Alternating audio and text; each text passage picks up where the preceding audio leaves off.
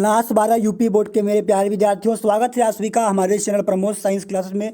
मेरे प्यारे बच्चों, क्लास 12 के जितने विद्यार्थी 18 फरवरी को समान हिंदी का पेपर देने वाले हैं, मेरे प्यारे बच्चों, उनके लिए हम एक समान हिंदी का बहुत ही वायरल पेपर लेकर आए हुए हैं। प्यारे बच्चों, सेम ऐसा ही पेपर आप सभी को आपके बोर्ड एग्जाम में 18 फरवरी को देखने को मिलेगा। तो प्यारे बच्चों, वीडियो को शुरू से अंत तक जरूर देखेगा। इस पूरे पेपर का सलूशन हम इस वीडियो में करवाने वाले हैं। यहाँ पर देखिए, जो पूरा प्यारे बच्चों आपका पूर्णांक होगा 100 नंबर का होगा और आप सभी को जो समय मिलेगा प्यारे बच्चों बोर्ड एग्जाम में 3 घंटे 15 मिनट मिलेगा। यहाँ पर देखिए, जो पेपर का कोड है वो 302 कितना है, डीएम है। प्यारे बच्चों, सेम यही पेपर कोड, सेम ऐसा ही पेपर आप सभी को आपके बोर्ड एग्जाम में 18 फरवरी को देखने को जरूर मिलेगा। यहाँ पर देखिए, निर्देश में क्या करा है कि प्रारंभ के 15 मिनट परीक्षार्थियों को प्रश्न पत्र पढ़ने के लिए निर्धारित है। यहाँ पर दूसरा निर्देश है कि इस प्रश्न पत्र में 2 खंड है और दोनों खंडों के सभी प्रश्नों का उत्तर देना आवश्यक है। प्यारे बच्चों, यहाँ पर सबसे पहले खंड क है। खंड क में यहाँ पर देखिए, सबसे पहला क्वेश्चन क्या करा है कि आचार्य रामचंद्र शुक्ल ने हिंदी साहित्य का प्रथम मौलिक उपन्यास निम्न में से किसे माना है। तो मेरे प्यारे बच्चों, आचार्य रामचंद्र शुक्ल ने हिंदी का प्रथम उपन्यास परीक्षा गुरु को माना है। और प्यारे बच्चों, परीक्षा गुरु उपन्यास को जो लेखक है वो कौन है प्यारे बच्चों, लाला श्रीनिवास दास है। कौन है? लाला श्रीनिवास दास है। मेरे प्यारे बच्चों, सारे क्वेश्चन बोर्ड एग्जाम की दृष्टि से बहुत इंपॉर्टेंट है। इन सारे क्वेश्चन को प्यारे बच्चों आप सब तैयार करके जरूर जाइएगा। यहाँ पर दूसरा क्वेश्चन है, कह रहा है कि नाटक नहीं है, यानी निम्न में से नाटक नहीं है। तो मेरे प्यारे बच्चों, यहाँ पर राज मुकुट ये भी नाटक है, गरुड़ ध्वज ये भी नाटक है, आन का मान प्यारे बच्चों यहाँ ये भी नाटक है। लेकिन प्यारे बच्चों, यहाँ पर जो अपना अपना भाग है, यह एक प्यारे बच्चों कहानी है जो कि जनेंद्र कुमार द्वारा लिखित है। प्यारे बच्चों, एक क्वेश्चन से मैं आप सभी के 4 MCQ यहाँ पर तैयार करवाने वाला हूँ। तो प्यारे बच्चों, वीडियो को शुरू से अंत तक जरूर देखिएगा। यहाँ पर प्यारे बच्चों वाला क्वेश्चन करा है कि स्वामी दयानंद सरस्वती की रचना कौन सा है। तो प्यारे बच्चों, सत्यार्थ प्रकाश ये क्या है, स्वामी दयानंद की रचना है। आगे यहाँ पर है कि महके आंगन चहके द्वार के रचनाकार कौन है। तो प्यारे बच्चों, महके आंगन चहके द्वार के जो रचनाकार हैं वो कन्हैया लाल मिश्र प्रभाकर हैं। ऑप्शन नंबर यहाँ पर जो पहला है प्यारे बच्चों, ये राइट आंसर होगा।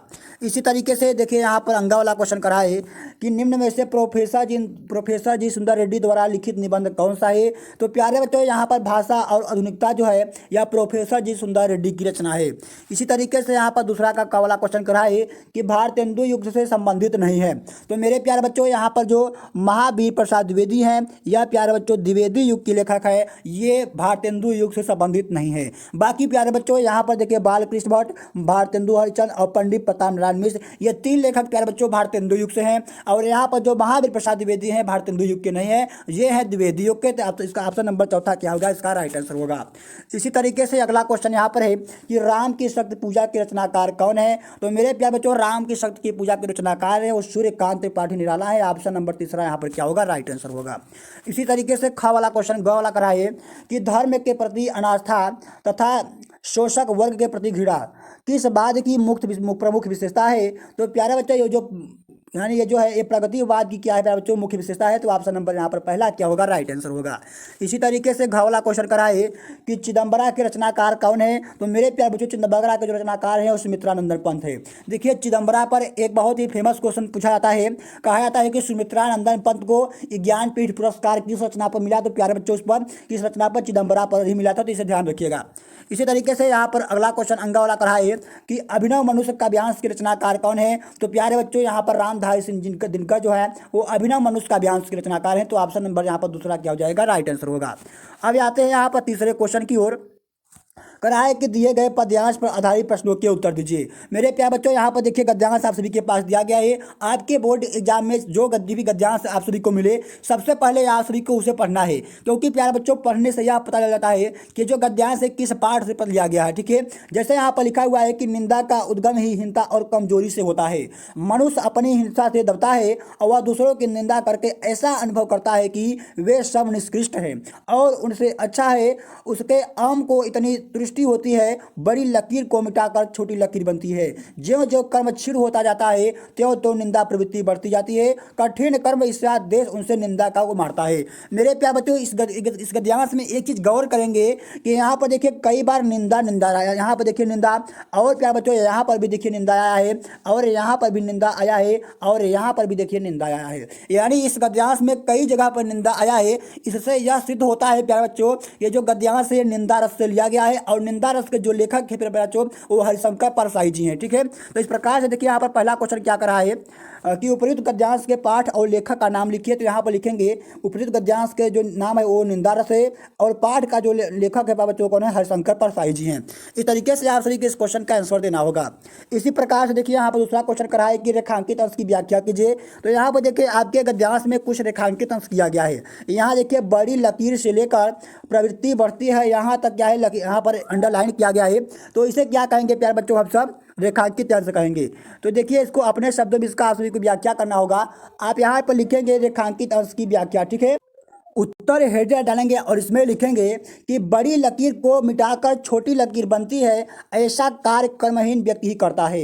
निकटू आदमी हीन भावनाओं से ग्रसित हो जाता है, तब वह निंदा करना ही अपना परम कर्तव्य समझने लगता है। धीरे धीरे उसकी आदत बढ़ती जाती है। इस प्रकार से आप सभी को क्या करना है, किसी भी गद्यांश का रेखांकित अंश की व्याख्या करके आना है प्यारे बच्चों। पूरे नंबर आप सभी को यहाँ पर एग्जामिनर देगा। यहाँ पर देखिए तीसरा क्वेश्चन करा है कि लेखक के अनुसार उत्पन्न निंदा को कैसे मारा जा सकता है। तो यहाँ पर लिखेंगे कि लेखक के अनुसार उत्पन्न निंदा को कठिन कर्मों के द्वारा मारा जा सकता है। अगला यहाँ पर है कि निष्कृष्ट और उत्तम शब्दों के अर्थ लिखिए। तो देखिए यहाँ पर लिखेंगे कि निष्कृष्ट का अर्थ लिखेंगे कि नीच या फिर अक्षम, और यहाँ उत्तम शब्द का अर्थ हम लिखेंगे अभिभाव, ठीक है, या जन्म होता है। इस प्रकार से आप सभी क्वेश्चन का आंसर देना है। पांचवा क्वेश्चन यहाँ पर करा है कि उपर्युक्त गद्यांश में लेखक ने किस शैली का प्रयोग किया है। तो यहाँ पर लिखेंगे कि उपर्युक्त गद्यांश में लेखक ने व्यंग्य शैली का उपयोग किया है, ठीक है। अब देखिए यहाँ पर चौथा वाला क्वेश्चन करा है कि दिए गए पद्यांश पर आधारित निम्नलिखित प्रश्नों के उत्तर दीजिए। यहाँ पर है कि मुझे फूल मत मारो, मैं अबला बाला वियोगिनी, होकर मधु के मीत मदन, पर तुम कटु गलर नगारो, मुझे विकलता तुम्हें विफलता, ठहरो श्रम परिहारो, नहीं भोगिनी मैं यह कोई जो तुम जल पसारो, बाल हो तो सिंदूर बिंदु यह नेत्र निहारो। आगे लिखेंगे, यहाँ पर लिखा है कि रूप दर्प कंदर्प तुम्हें मेरे प्रति परवारो, लो या मेरी चरण धूलि उस रति के सिर पर धारो। इस तरीके से प्यारे बच्चों यहाँ पर गद्यांश लिखा हुआ है। पहला क्वेश्चन क्या करा है, कराए कोई उपर्युक्त पद्यांश का संदर्भ लिखिए। तो देखिए संदर्भ लिखने के लिए आपको दो चीज़ पता होना चाहिए, इस गद्यांश का पाठ और पाठ के लेखक का नाम। तो यहाँ पे देखिए जो गद्यांश है इस पाठ का नाम है प्यारे बच्चों कैकेयी का अनुताप, और जिसके रचनाकार हैं मैथिली शरण गुप्त जी हैं। तो लिखेंगे इसका संदर्भ भी पाठ का यानी प्रयुक्त पद्यांश हमारी पाठ्य पुस्तक हिंदी के काव्यखंड में संकलित कैकेयी के अनुताप नामक शीर्षक से लिया गया है, और इसके रचनाकार या फिर रचयिता मैथिली शरण गुप्त जी हैं। इस प्रकार से आप सभी को इसका संदर्भ लिख कर आना है प्यारे बच्चों। इसी तरीके से देखिए यहाँ पर दूसरा क्वेश्चन क्या करा है कि रेखांकित अंश की व्याख्या कीजिए। अब देखिए रेखांकित अंश की व्याख्या रटना नहीं है, आप सभी को अपने शब्दों में उसका व्याख्या करके आना है प्यारे बच्चों, 3 से 4 लाइन में, ठीक है। यहाँ जैसे देखिए लिखा है कि यदि तुम शक्ति हो तो, यदि तुम में शक्ति हो तो यह शिव के नेत्र के समान सभी बाधाओं को भस्म कर देने वाली मेरे सिंधु बिंद को देखो।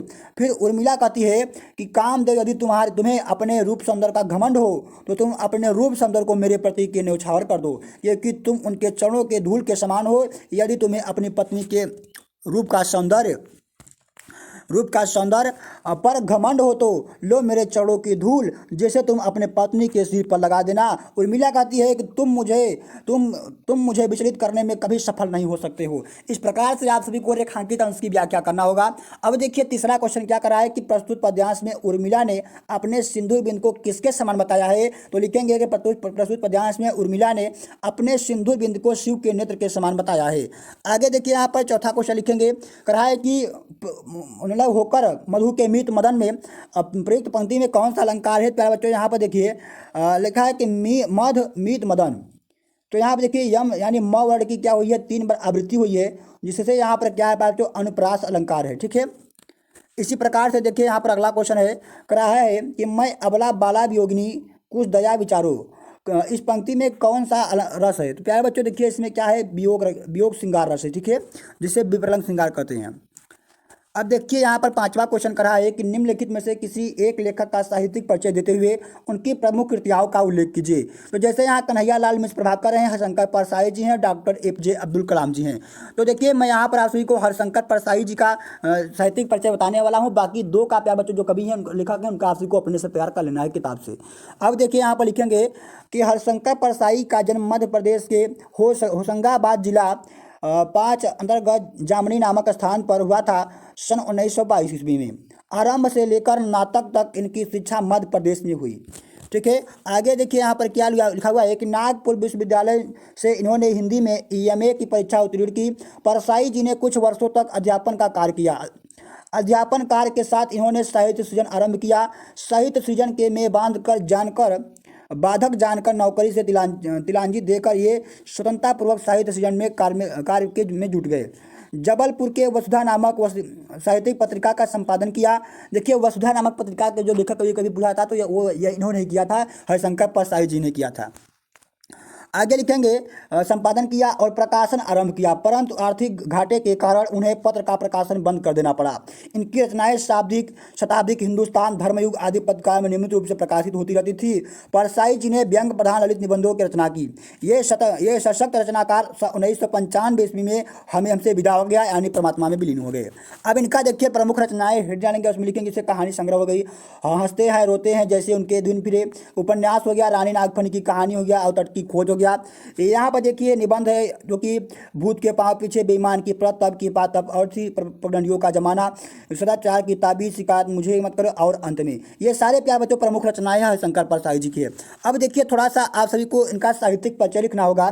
लिखेंगे कि हरिशंकर परसाई जी को अपने छात्र जीवन से साहित्य से विशेष लगाव रहा, अतः अध्ययन समाप्ति के साथ इनका साहित्यिक जीवन आरंभ हो जाता है। इन्होंने आगे लिखेंगे इन्होंने उपन्यास, कहानी, निबंध लिखकर हिंदी की सेवा की। भूत के पांव पीछे, सदाचार की ताबीज और निठल्ले की डायरी जैसे निबंधों और रानी नागफनी की कहानी, तट की खोज आदि उपन्यास का इन्होंने रचना की। ठीक है। अब देखिए यहाँ पर अगला क्वेश्चन करा है कि निम्नलिखित में से किसी एक कवि का साहित्यिक परिचय देते हुए इनकी प्रमुख कृतियों का उल्लेख कीजिए। अधिकतम शब्द सीमा जो है यहाँ पर 80 शब्द है। जैसे यहाँ पर है जयशंकर प्रसाद जी हैं, सुमित्रानंदन पंत जी हैं और सच्चिदानंद हीरानंद वात्स्यायन अज्ञे जी हैं।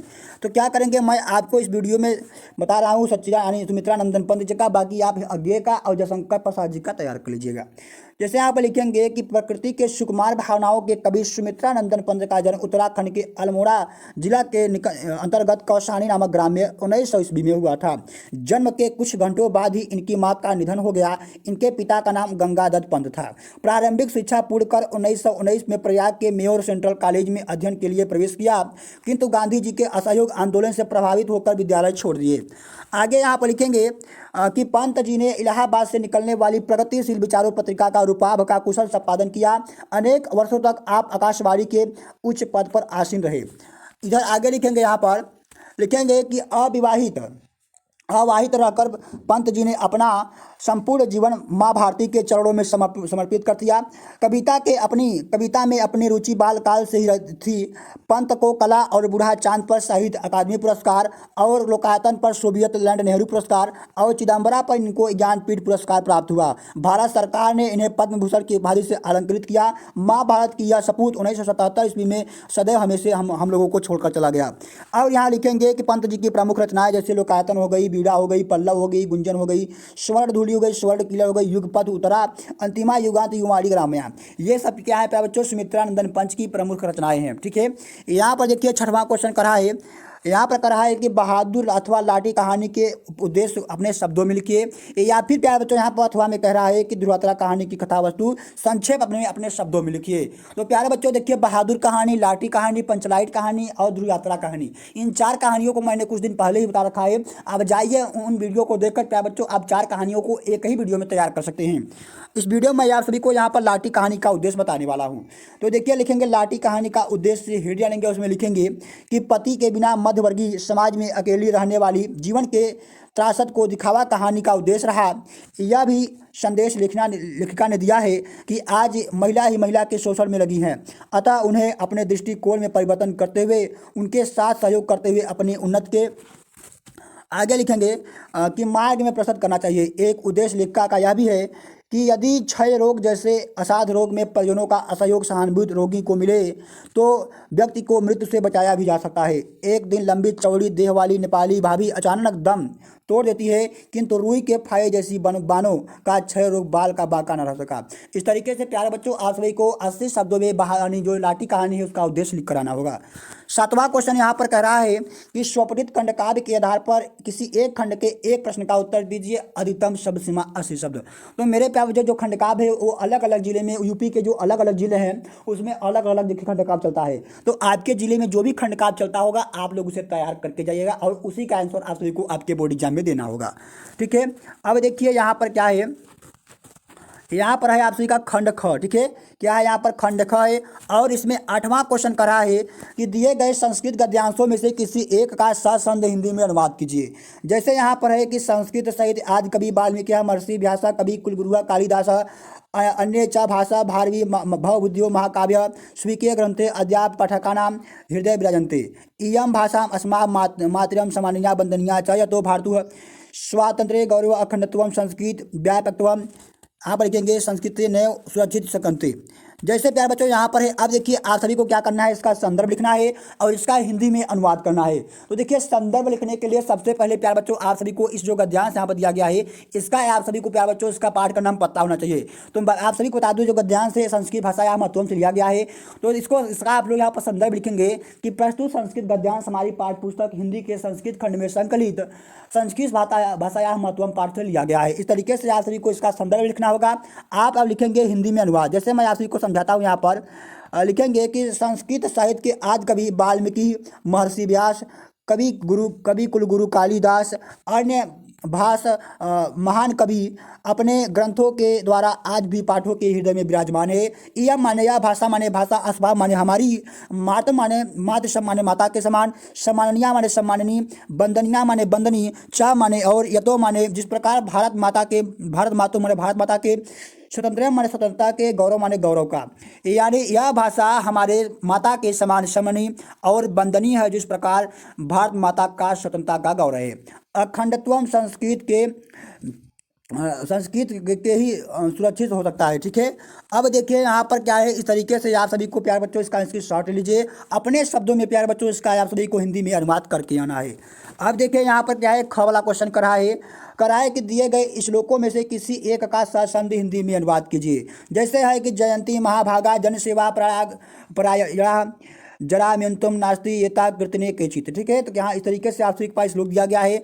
अब देखिए क्या करना है, आप सभी को इसका संदर्भ लिखना है। लिखेंगे कि प्रस्तुत संस्कृत श्लोक संस्कृत दिग्दर्शिका के महामना मालवी पाठ से अवतरित है। इसका हिंदी में अनुवाद करेंगे। यहाँ पर लिखेंगे कि जन सेवा में लगे महान पुरुष की जय हो, जिनके यश रूपी शरीर को कहीं भी बुढ़ापे तक या मृत्यु का भय नहीं होता है। इस तरीके से आप सभी को इसका हिंदी में अनुवाद करना होगा।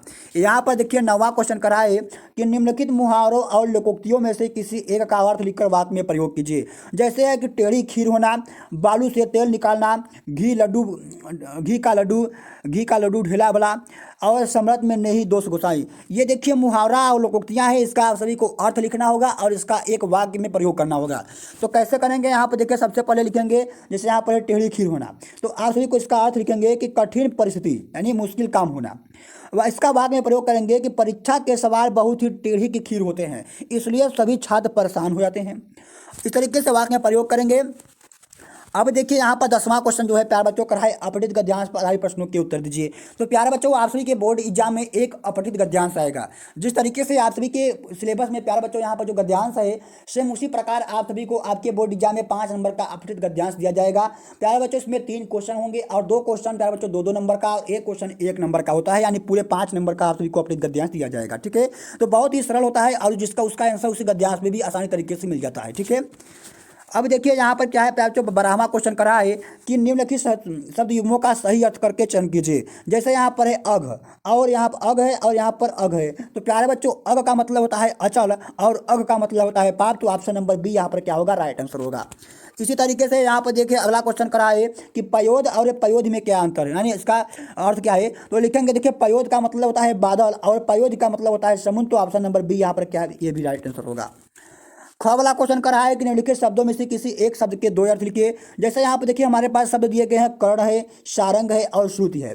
तो यहाँ पर देखिए लिखेंगे कर्ण का 2 अर्थ लिखेंगे कान और कर्ण। ठीक है, और सारंग का 2 अर्थ लिखेंगे बीड़ा भगवान विष्णु।